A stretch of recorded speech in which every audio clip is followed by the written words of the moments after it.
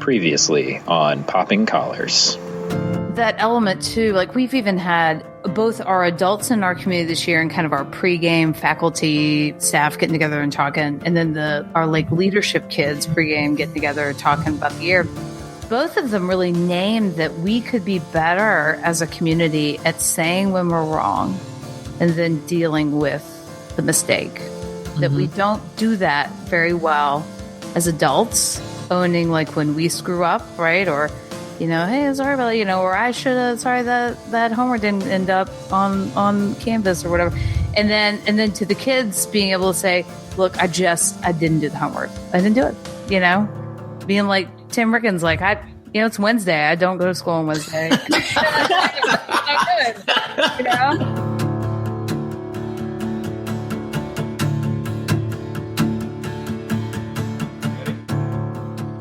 Welcome to Popping Collars, the podcast that lives at the intersection of religion and pop culture. My name is Greg Knight. I am the director of Children and Youth Ministries at the Church of Bethesda by the Sea in Palm Beach, Florida. With me are my co-hosts, Betsy Gonzalez. Betsy, where are you and what are you doing these days? Greg, I am here as head chaplain at the Episcopal High School in Alexandria, Virginia, where the ninth graders are away, Greg. Like all of them, they've gone on an outward bound thing, and they're all away in the woods. You sent the ninth graders into the woods. We have sent the ninth graders, and they have adult leaders with them. But like they are off becoming a stronger class together, right. and I think the kids will all like sort of complain about this experience, like the older kids. But I think deep down, they secretly have a fond space in their heart for this time in the woods. So, and then they look back on it and they call it their Lord of the Flies time. Right. Exactly. That's exactly. So not Lord of the Rings. Also sponsored by the English department. So, it's awesome. With us once again, it's Ricardo Avila. Ricardo, where are you and what are you up to? Hey, Greg. I am the rector at St. Luke's Episcopal Church in Los Gatos, California, the home of Netflix, which I had heard and didn't quite believe, and then I actually ran into Netflix, the building itself. And it was weird because I saw it and I got all excited. It's like, oh my God, I drove into the parking lot. It was like a Sunday afternoon and nobody was there, and I just was like, I'm at Netflix. Oh my God. And then I drove away. Our stewardship season has begun. We've got a thermometer in the back of the church. Gotta have a thermometer. That's such a great idea. I gotta tell you, I think I know who can fill up that thermometer. Netflix. You should knock on that door. Uncle Netflix. And we have a special guest, this time a newbie to these parts. It's Greg Brown. Greg, tell us where you are and what you do. Long-time listener, first-time caller. Yes. You know what that means. Yes. So, I'm the vicar at the Church of the Epiphany in Oak Park, which is one of the mini suburbs of Los Angeles. One of the interesting things about the Church of the Epiphany is that about 10 years ago, with some help from our neighbor, I think it's a county park, we were able to plant 400 or 500 grapevines. And so we run a vineyard. The hope, we have members who help, and they get a couple bottles of wine each. And the hope is that we have enough left over. We're still kind of figuring out how to make good altar wine. But that's a cool neighbor. Take that, Netflix. Right? Yeah. Locally sourced communion wine. I love it. Yeah. Good altar wine is sort of an oxymoron, I got to say. This is episode 92 of Popping Collars, and our topic today is YouTube. So here's the deal. We tend to skew on the older side of pop culture around these parts. Greg. Can we just call it middle? No. I mean... We do. Why? It's a hard truth. It's a hard truth because we're not all watching Lawrence Welk. Give me a break. Gen X. It's the Generation X heart that propels this podcast forward. That's true. It's responsible for all that old pop culture that we talk about. It's good. So we gave ourselves, at least I gave our panel a challenge this past week to watch 4 of what Entertainment Weekly calls the must-watch channels on YouTube right now. each of them boasting well over 1 million subscribers. Listen, I don't claim to be a YouTube expert, but I have to say, I think I learned a lot from my experience, and I'm curious what my roundtable compatriots got out of this little experiment. So we're going to go around the horn and each report in on what we watched and why we think so many other people watch it too. And Betsy, we're going to start with you. What did you watch? Go ahead and kick us off. Okay, first off, I just want to say this is very much like the movie Saw, where Greg is just doling out assignments, making us do stuff. So I was assigned Jenna Marbles. And Jenna, I believe she came on YouTube 2009, maybe earlier. But she was kind of an early vlogger, and so she was going for that kind of humorous viral video. One of her first videos was about how to trick people to think you're good looking. And she is really, and I don't say this to disparage Jenna's appearance, because she's beautiful. She's really good at makeup.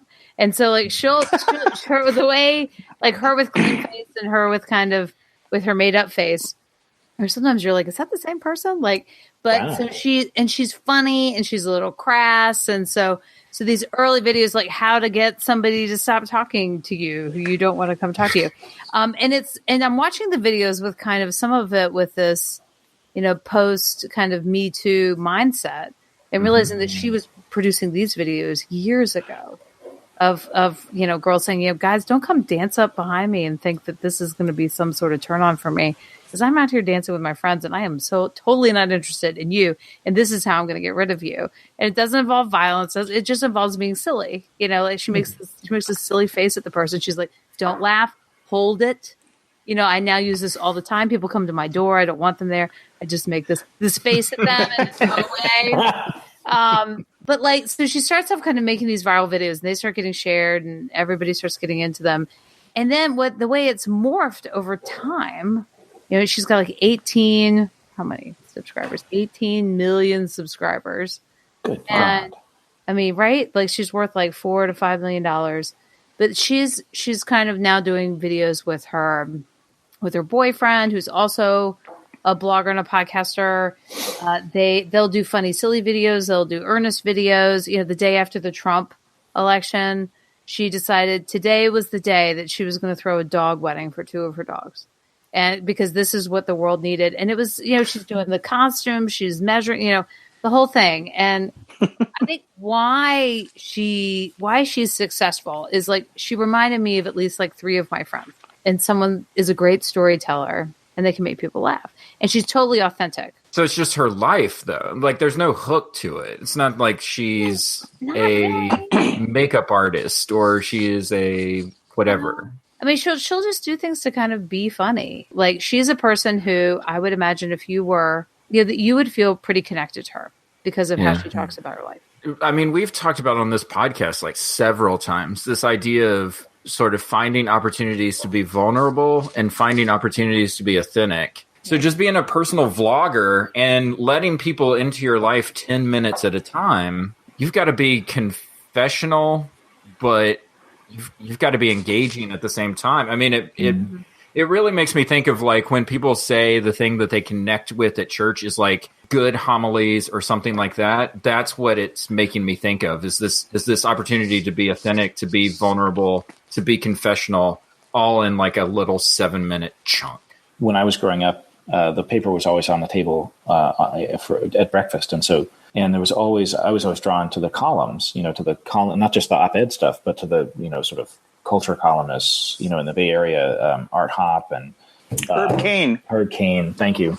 Mm-hmm. Are great examples. John Carroll, Adair Lara, different people like that. And they would sort of do something similar. They would reflect on a little moment in their life and expand it out into something that was universalizable. Generally, they weren't, generally they were making fun of themselves. Like, I can't believe I got myself into this.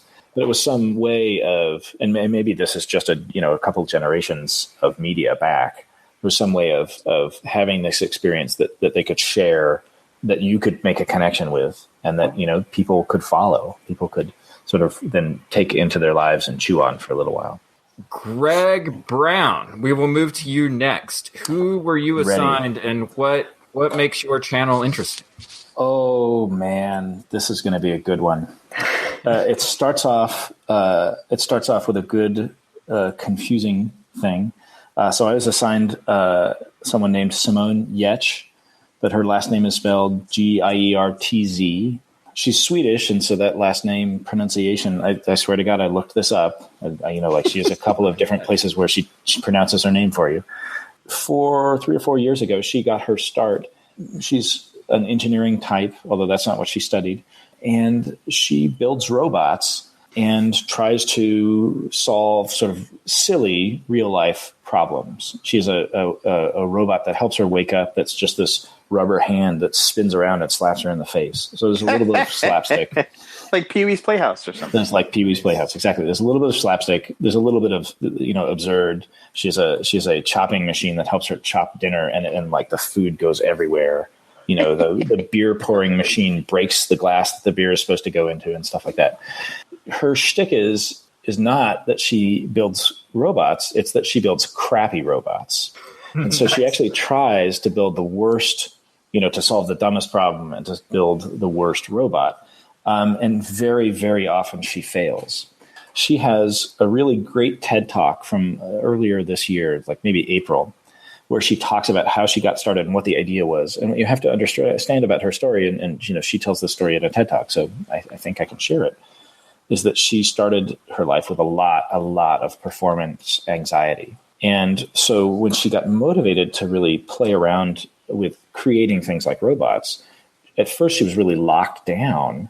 And the thing that sort of unlocked her was allowing herself to sort of flip the script, to sort of say, well, I'm not going to build good robots. I'm actually going to build crappy robots, and that'll be fun. And as soon as it's fun, good ideas start to flow. If you watch her TED Talk and you're very perceptive, you'll notice that she's a very funny sort of swollen eyelid in a TED Talk. And unfortunately, what's happened, and through her vlog, she's kind of confessed this, and this is where it goes back to what you were saying, Betsy, that there's a confessional element.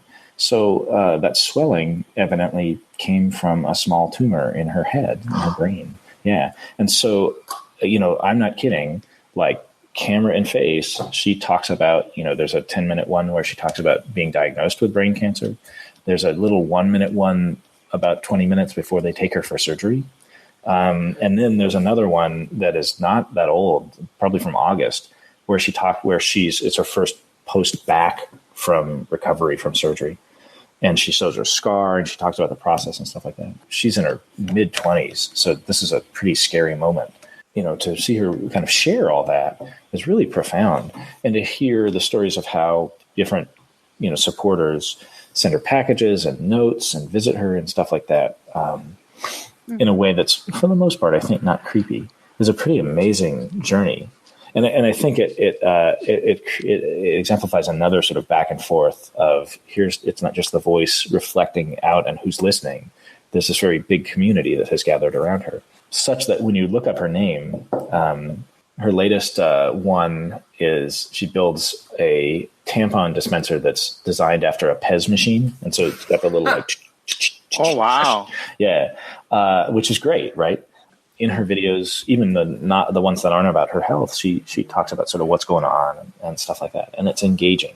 I think an interesting question in my mind is, as we live with these people, will they continue to be, to be that open? Will that just be a window in their life, or will we know their life for a long time? There's a relationship that you kind of have with this media in a way that you don't with things like TV or movie. Like, I don't have a relationship with Brad Pitt. Like, I may think that I do. But I don't really.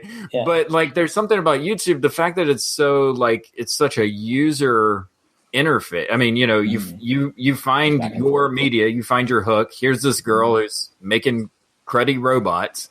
Yeah. And then all of a sudden a bunch of people start following her, and life still happens to her. It's a TV show to you, right? Yep. But it's her life. to ride it out in the midst of it. And there must be something about that that helps that illness not feel so lonely, because you feel like your body's betraying you, everything is leaving you, and maybe this solid continual piece will be these people, this community I built through my creativity. And she has this mind of fixing things, right? This mind of like making things and fixing things and engineering solutions. Yeah. I wonder if something you guys have been saying clarifies the reason why this stuff doesn't really speak to me. These people are vloggers. You're going to hear about them. They've got thousands of episodes, and you can just see what happened in their day in 2012, April 1st or whatever. I don't want to be that consumed by anything, really. I guess it's a relationship, and maybe I don't want relationships in my consumer culture stuff. My person was a gentleman named Louis Cole. He has 2 million subscribers, and the name of his vlog is Fun for Louis. And he is 35 years old. He is from Surrey, England, and he has dreadlocks.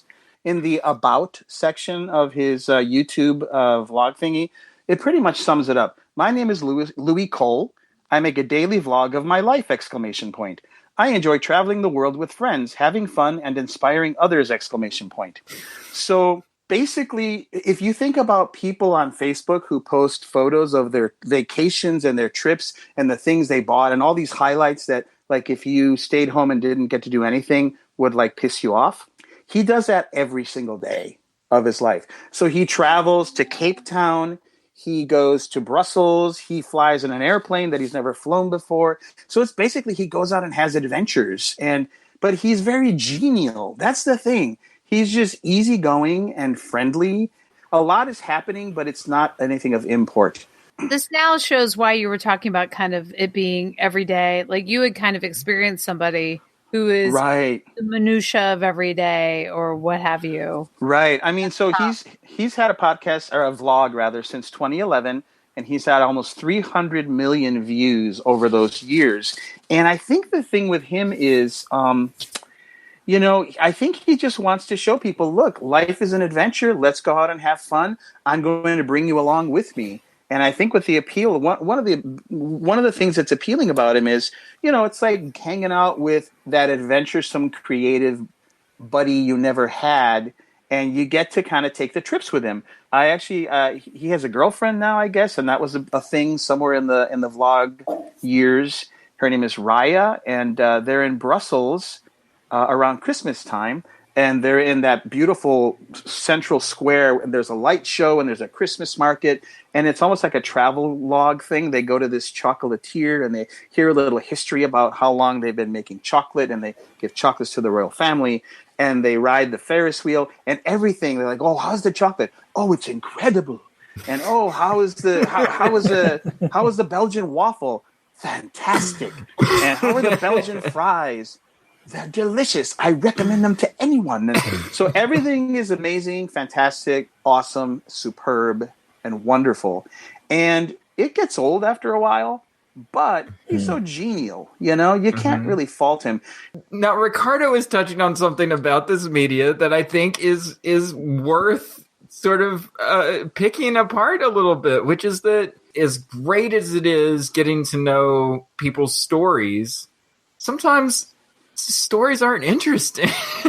People every day. I have an anecdote. Antidote, yeah. I have anecdote. Blog antidote to recommend. Okay. Maybe counteract what's happening here. And it is a daily video. It's a minute long, Ricardo. Nice. It's called Nas Daily. And it's Nas done the by rapper? No, not Nas the rapper. But it is done by, it's a young man. He's an Arab Israeli travel blogger, right? And his name is Yusir Yassen. And I found him. He was recommended to me on Facebook. So I was like, oh, well, let me check out his videos.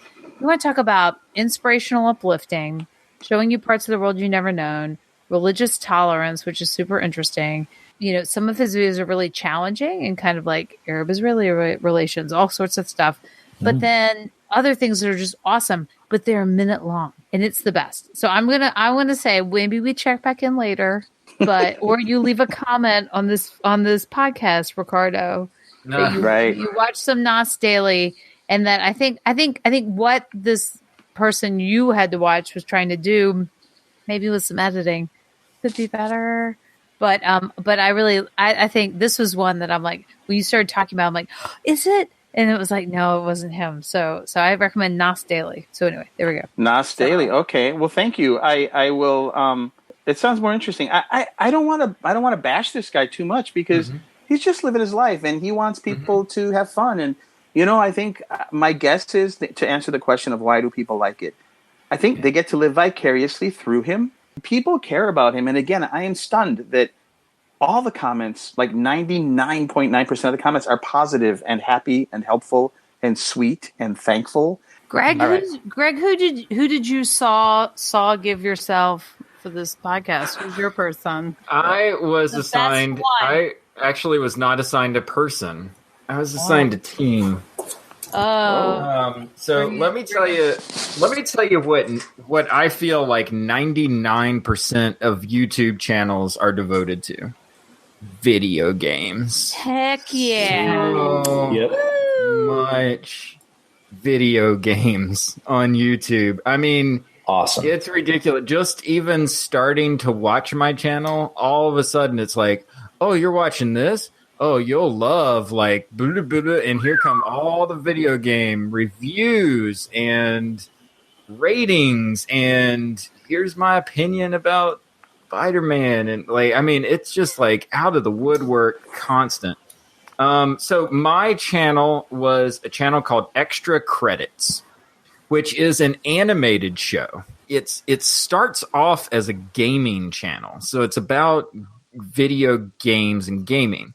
But their hook to sort of explaining video games is that they don't talk about the games themselves. Instead, they're kind of like a footnote show. They're kind of like a show devoted to filling in the blanks of how games are made. So anyway, so the channel starts off as that. It's basically like, here's the behind the scenes of video games that you never knew before. But it quickly becomes, by working with video games and different video game developers, it becomes something else. So for instance, one of the video game developers wants to do a video game about the Punic Wars in Rome.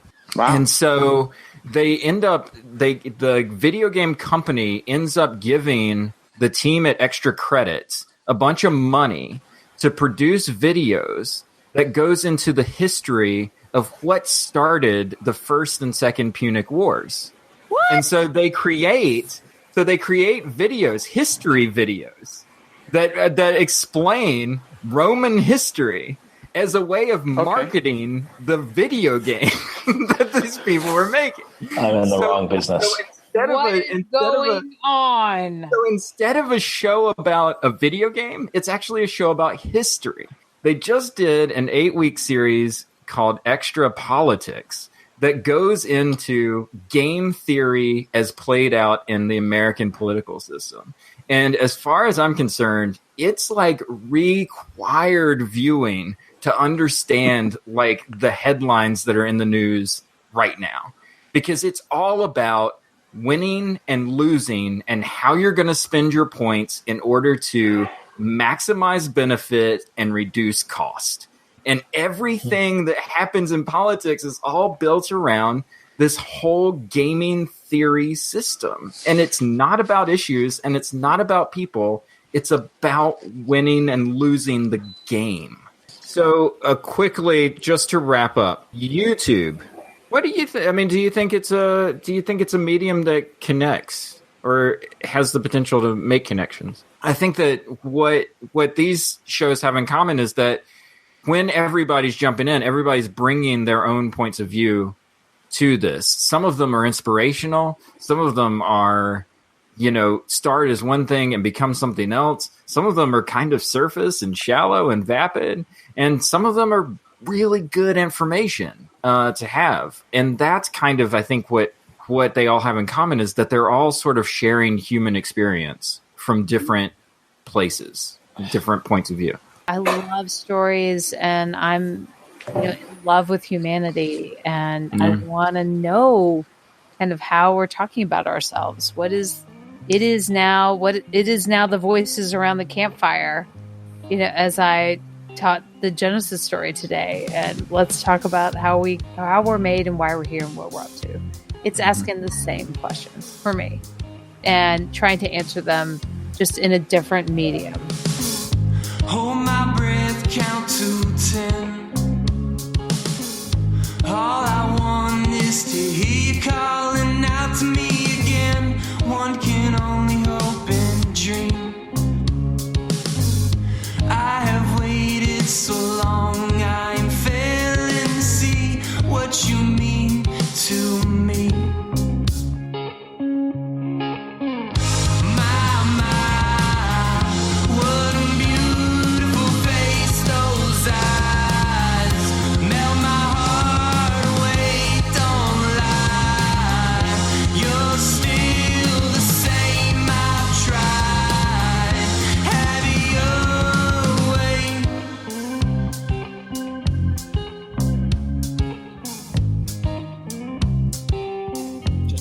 Yeah. Okay. Okay, so we have one last little section, which is called our staff pick, where one of us recommends an item from the pop culture for the rest of us as a group. And Ricardo has our staff pick today. Ricardo, what is your staff pick? My staff pick is another podcast. I know we've been podcast heavy on our staff picks, but it's called You Must Remember This.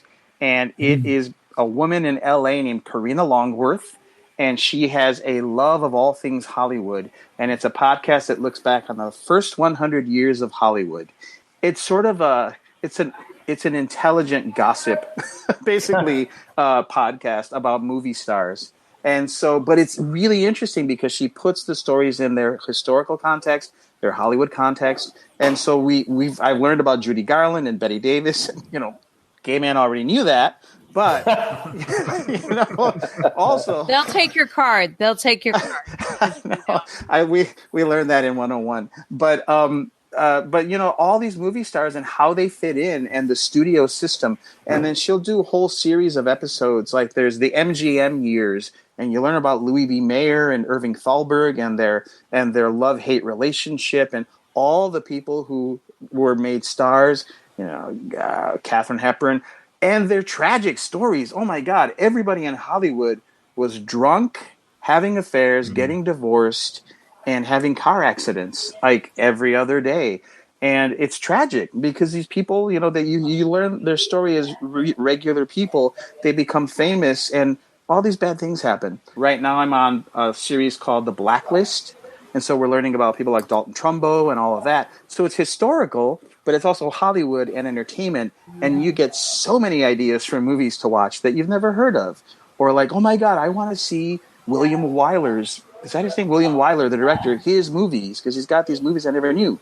And so I highly recommend You Must Remember This podcast. All right. Yes. Nice. It's Thank a great you, one. Ricardo. It's a great one. Excellent. Yay. Thumbs Good up. pick. All right. You can find Popping Collars on the web at poppingcollarspodcast.com. You can find us on all the social media platforms. Just type in Popping Collars in the search bar. And, of course, you can get our podcast wherever you get your podcasts. Our podcast is available wherever podcasts are available.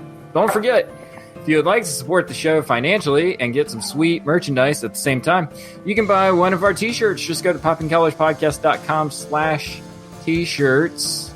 Pick up one of those. And finally, you can find our show and lots of wonderful Episcopal podcasts on episcopalcafe.com. We love episcopalcafe.com. We know you will as well. Check them out for all your Episcopal news, needs, and beyond. And with that, that is Popping Collars for this time. Thank you, Betsy. Thank you, Ricardo. Thank you, Greg, for coming on the show. We will see you next time. Thanks, guys. And before I do the sign-off, Thanks. I will be at TheoCon this weekend over at Virginia Theological Seminary. Wow. Doing the final talkback segment, repping Poppin' Collars. Nice. And I will also be emceeing, I believe, the cosplay fashion show part, which makes me the most excited. I don't even know what is going to happen. So Excellent. In Nice. light of that, keep those collars popped. Nice. Pop. Nice. And good luck to all the beheaded John the Baptist cosplayers out Listen, there. I am hoping, shout out to my fellow chaplain out there, Josh, that someone will be little John the Baptist. That's Wow. Nice. it'd be the best.